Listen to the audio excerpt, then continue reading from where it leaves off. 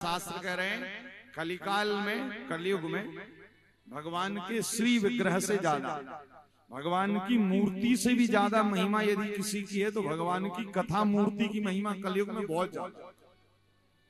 भगवान के नाम की कहें तो बहुत महिमा। हम आपको एक उदाहरण दें, जैसे आप लोग कथा सुनने आए, आप लोग 3 घंटे 4 घंटे तक बैठे रहते हैं। क्यों बैठे रहते हैं? यहाँ पर ठाकुर जी का कोई विग्रह आपको नहीं दिख रहा है, कोई मूर्ति भी नहीं लगी है, केवल और केवल श्रीमद् भागवत की कथा को सुनने के लिए बैठे हैं। आप बैठे कि नहीं बैठे? 3 घंटा निकल जाता है। 4 कृष्ण जन्म वाले दिन तो हम लोग 4 साढ़े 4 घंटे तक बैठे रहे, नाचते रहे, झूमते रहे, पता ही नहीं लगा।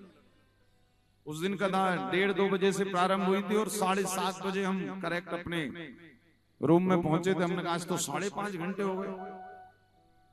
कहने का अभिप्राय, यदि यहाँ पर देखिए कथा हो रही और कुछ नहीं है, यदि इसी जगह पर केवल ठाकुर जी की एक सुंदर सी मूर्ति लाकर बिठा दी जाए और कन्हैया कितने भी सुंदर आप यहाँ बिठा दो, आप आओगे 15-20 मिनट बैठोगे, दर्शन करोगे, आधा घंटा बैठ जाओगे, दर्शन करोगे, जो लाए होगे वो चढ़ाओगे और दर्शन करके फिर अपने अपने घर चले जाओगे।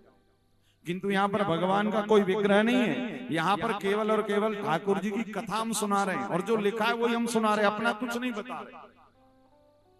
तो ये कथा के बदले हमारे 1 घंटे 2 घंटे 3 घंटे क्या विचार करो ना, 6 दिन पूरे हो गए और कल 7वां दिन है और 7 दिन बाद कथा विश्राम हो जाएगी। कहने का अभिप्राय कि कली काल में यदि परमात्मा से भी ज्यादा महिमा किसी की है तो भगवान की कथा की। और एक और बात, यदि यहाँ पर बैठकर हम दुनिया भर की बातें करने लगे तो आप कहोगे महाराज आनंद नहीं आ रहा। यदि हम जगत की चर्चा आपको सुनाएंगे तो आपका मन नहीं लगेगा। हाँ, यहाँ बैठकर जब जगदीश की चर्चा होती है तो फिर टाइम कब निकल जाता पता नहीं लगता। इसी कारण गोस्वामी जी ने रामचरितमानस में लिखा है, यही कलिकाल न साधन दूजा, जोग यज्ञ जप तप व्रत पूजा। इस कलयुग में तो केवल और केवल कथा की महिमा। यहाँ तक कि आप वृंदावन चलो काशी जाते होगे, बनारस, काशी बनारस तो सभी गए होगे क्योंकि आपके यहाँ से 2-2.5 घंटा है।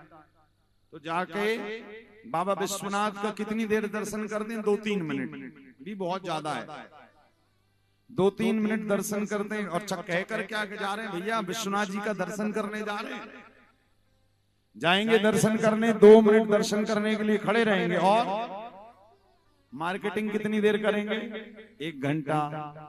बनारस की साड़ी बड़ी प्रसिद्ध है हमारे ब्रज में, तो आज भी भोले बाबा को जब गोपी बनाया जाता है ना तो काशी बनारस की साड़ी महीने में 1 दिन पहनाई जाती है, इसी भाव से कि भैया आज बाबा विश्वनाथ साक्षात गोपेश्वर बने। तो हम गए, विश्वनाथ जी का दर्शन किया 2 मिनट, किंतु चाट पकौड़ी वाले के आधा घंटा लाइन में लगकर खाने के लिए तैयार है और घर पे क्या बोलकर गए कि हम विश्वनाथ जी का दर्शन करने जा रहे हैं। दर्शन 2 मिनट, खाया पिया आधा घंटा। इसी कारण देखिए यहाँ पर भगवान की कोई मूर्ति नहीं है, कोई विग्रह नहीं है, ठाकुर जी की कथा है और इस कथा को सुनने के लिए हम लोग 3 घंटे 4 घंटे और कितनी देर पहले आ जाते हैं।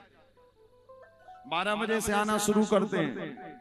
अच्छा, कहीं तो इसी कारण जल्दी आते महाराज, आगे बैठने मिले क्या? बिहार के राजगीर में एक बार हमारी कथा हुई थी, राजगीर नालंदा। तो वहां पर एक बड़ी गजब की हमने बात देखी कि प्रातः काल 11 बजे से कथा होती थी, 4 बजे से, तो 11 बजे से ही जो भाई लोग थे, जो माताएं बहनें थी, वो अपना आसन डाल के और चले जाते और डालकर चले जाते थे और कहकर जाते थे भैया ये हमारा है। और जब शाम को 4 बजे आते थे तो अपने उसी आसन पर आकर बैठते थे। तो कितनी देर पहले से आ गए और कितनी देर तक बैठेंगे? क्यों बैठेंगे? क्योंकि यहाँ पर भगवान नंद नंदन की साक्षात कथा ही विग्रह बनकर हमारे सामने विराजमान। ठाकुर जी की कथा सुनने के लिए, व्यथा सुनने के लिए नहीं। इसी कारण जो भगवान की कथा है ना कलिकाल में, वो सबसे सरल साधन है श्री ठाकुर जी के प्रेम को प्राप्त करने। जीवन में याद रखिएगा, कथा सुनने के बाद भगवान मिले ना मिले, किंतु कथा सुनने के बाद श्री ठाकुर जी का प्रेम प्राप्त हो जाता है। इसी कारण श्रीमद् भागवत की कथा को सबसे सरल अवतार कहा है ठाकुर जी का, सबसे सरल। कठिन अवतार कौन सा है? जो द्वारिका में बैठे, जो बद्रीनाथ में बैठे। जैसे हमारी 3 तारीख से कथा है द्वारिका, तो हमें जाना पड़ेगा सफर करके। किंतु भागवत की कथा कितनी सरल है कि उमापुर वालों को कहीं नहीं जाना पड़ा, अपितु उमापुर में ही साक्षात भागवत रूपी बांके बिहारी लाल। अब आप लोग में से कई लोग वृंदावन नहीं गए हो, किंतु 7 दिन आपने यहाँ बैठकर वृंदावन की कथा सुनी। मतलब श्रीमद् भागवत कलिकाल में ठाकुर जी के प्रेम को प्राप्त करने का सबसे सरल साधन है।